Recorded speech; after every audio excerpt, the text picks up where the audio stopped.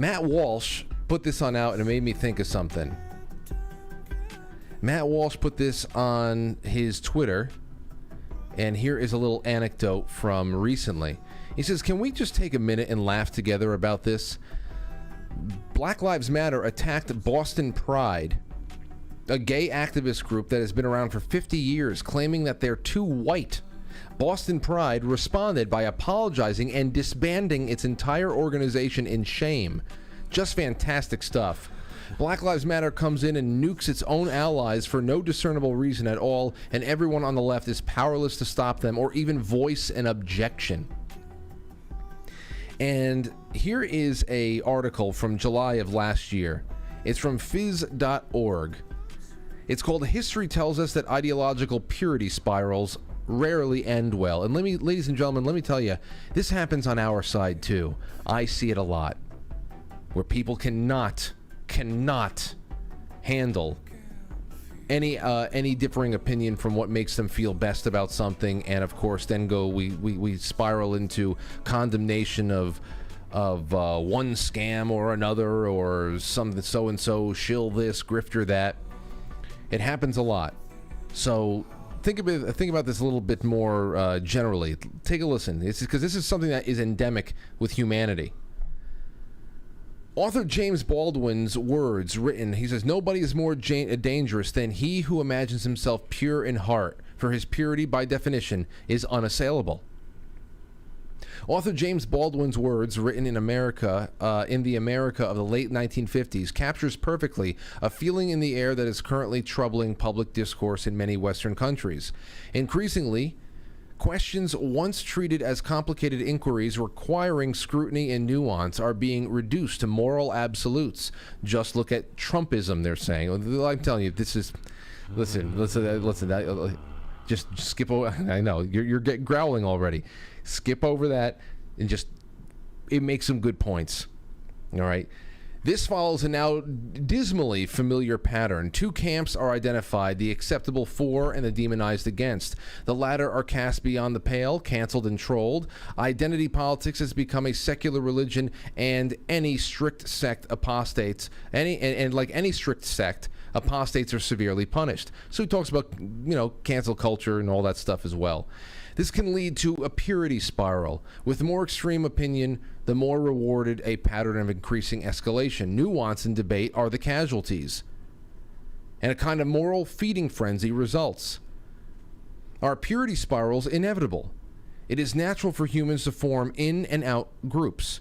Identifying a common enemy is often the key to group solidarity. Nationalist politicians and the marketing teams who serve them now know how effective such strategies can be with ill-informed electorates.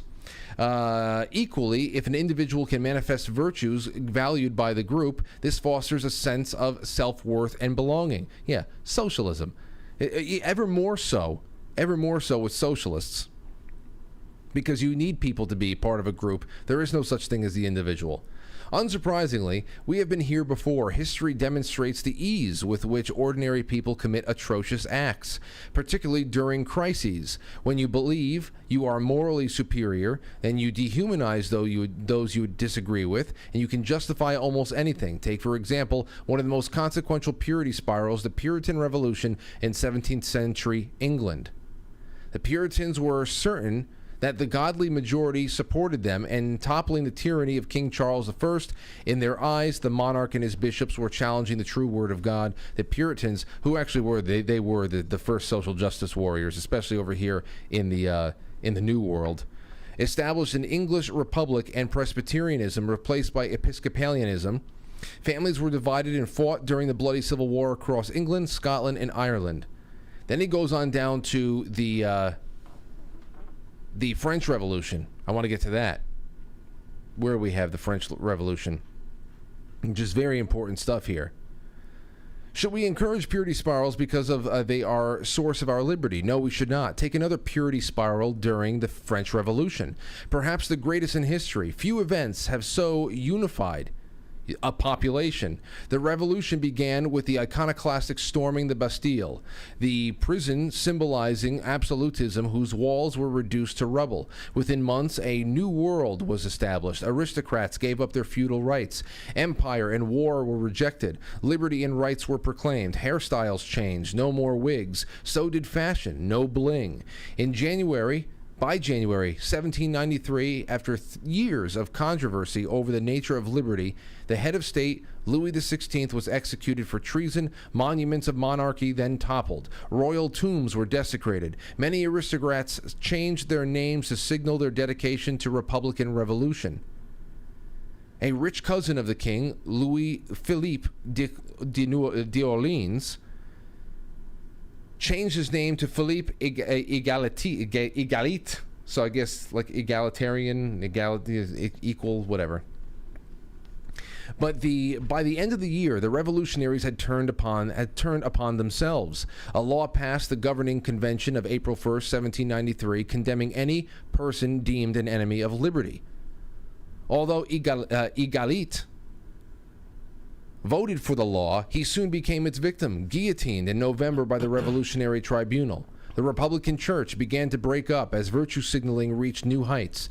Under the incorruptible Robespierre, anyone with an aristocratic demeanor or critical of government was imprisoned. Thousands died. The philosopher Condorcet, I don't know how to say that, Condorcet, probably, a true supporter of equality between the sexes, was arrested for carrying a Latin book by Horace.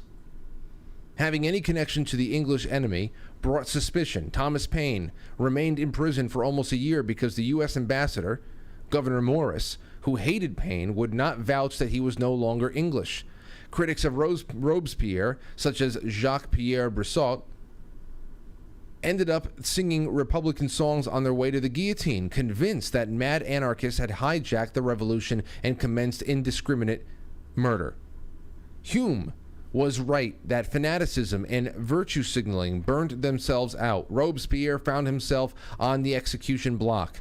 The price was civil war. The revolution then went away, so many democratic revolutions descending into aristocratic rule, until a general conducted a coup. Napoleon Bonaparte crowned himself emperor, delighted the populace by combining public order and military victory.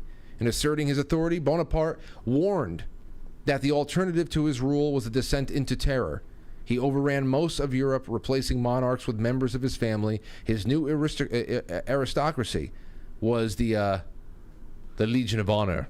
Legion d'honneur. Yeah, but here you go. You want to talk about purity spiraling. You want to talk about how these revolutionary mindsets always turn on the people that are putting it on out there. That's why I think it's funny that anybody who is on the Antifa kick that we have going on, or the Democrat socialism bullshit, the Bernie Sanders AOC line of thinking, who have been very, very quiet the last couple of, I mean, I know AOC is nothing if not a Twitter account. She's just a Twitter account.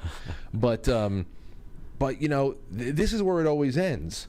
Anybody who thinks that they're part of some kind of a revolution of social change, you're not going to become any kind of you're not going to gain some kind of position of power. Eventually, you are going to be too rigid for the progress that needs to continue on. You know, one day you will find that the place that this is all progressing to is probably not a good place. And when you voice that opinion, even in its late stages, you will be, you'll find yourself under the guillotine as well. It always happens.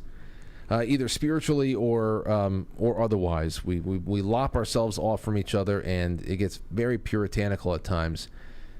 Yeah, it rears its ugly head.